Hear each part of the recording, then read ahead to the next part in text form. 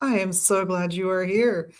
It is Energy Sunday in my world, and I thought we would talk about incorporating the use of stones in what we're doing. Sorry, guys, I'm just trying to get the trying to get the Instagram up and running, and it's doing wonky things.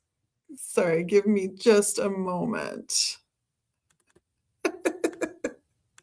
We might have to take a miss on poor. Where are we? There we are. Nope, nope, we're not there either. Afraid we're gonna have to take a miss on that poor Instagram group today. I'm so sad that that's the case, but looks like they've changed something up as well. Had it ready. Oh well.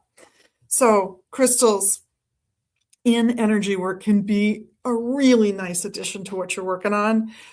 I like a more substantial crystal, so I'll tend to get bigger pieces for this. But I find the little tumbled ones and the little points useful, like if I want to put something on someone's forehead while they're laying down.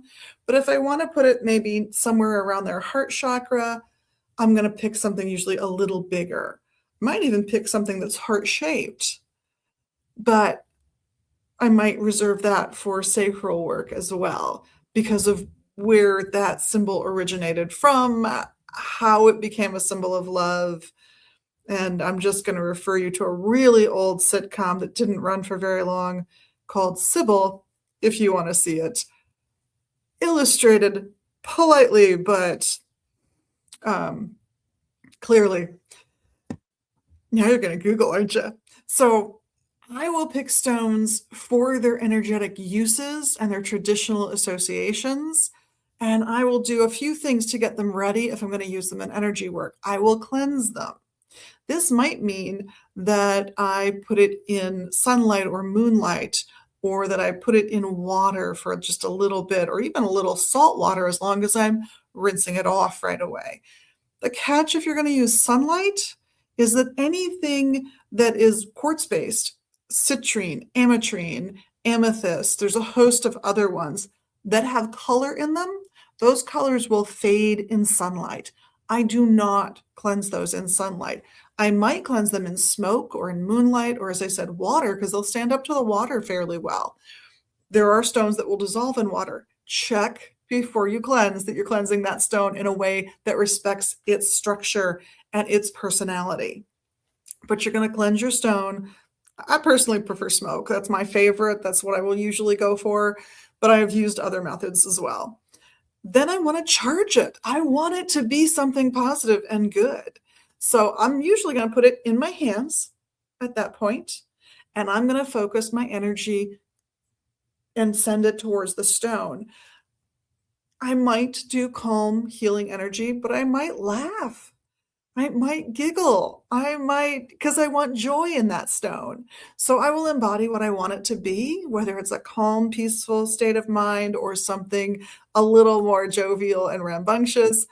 And I will pump that energy right into that little stone. And then I will use it in that energy work. So, say somebody's on my table and we're doing some Reiki work. Maybe I'm mixing in a little polarity just for fun, for my sake, because I think it's appropriate in the moment. And maybe I'm putting a stone on their chest or on their abdomen or right by their feet, maybe so that it's touching the heel, the soles of their foot near the heel where it's resting on my massage table. All of these things can create their own little pool of energy that they add to the mix. They can, if you're using multiple stones, create an energy circuit that you can envision to help you with your energy work as you're focusing on the person and healing them in the best way that you can. You can also, however, take these stones with you. I'd recommend small ones that don't look threatening right now. So I wouldn't pick like my big quartz crystal that some wonderful person gifted me at some point. I would take a little tumbled stone, something that couldn't possibly hurt somebody, even if it was thrown for some reason. Not that I would throw a rock at somebody. Pump that full of that energy. And then if I need, as I'm out and about and dealing with the rest of the world these days, if I need that energy, one, it's already slowly coming to me, but if I need a boost, reach into my pocket and grab it and hold on to it. or stick it in my glove. It is Minnesota and it is January right now. So I might just pop that little puppy right in my glove. So it's on my palm. Now I was taught right is for receiving, left is for, or right is for sending, left is for receiving. So I might opt to put it in my left hand or the non-dominant hand. If you're left-handed, I would flip that. Personally, there are people who wouldn't, but I would.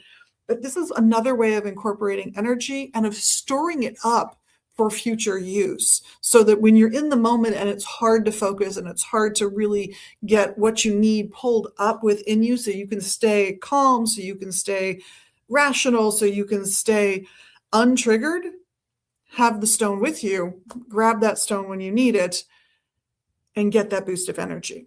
Well, over my time. So I hope you guys all have a wonderful week. Thank you so much for being your best magical you. And of course, for doing all the little magical things you can do while you're watching. You know what they are. And on behalf of myself and the rest of the staff here at the shop in Minneapolis and online at magusbooks.com, thank you so much for your comments and all of those wonderful things. And just, you know what, for being your amazing magical you. We love that about you. Blessed be.